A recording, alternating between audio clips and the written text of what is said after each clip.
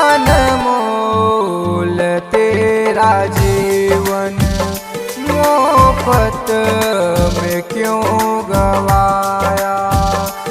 अनमोल तेरा जीवन मोहब्बत में क्यों गवाया। कर ले भजन तू प्रभु का, समय व्यर्थ क्यों बिताया। कर ले भजन तू प्रभु का, समय व्यर्थ क्यों बिताया। माया में फंस के प्राणी ईश्वर को क्यों बुलाया। माया में फंस के प्राणी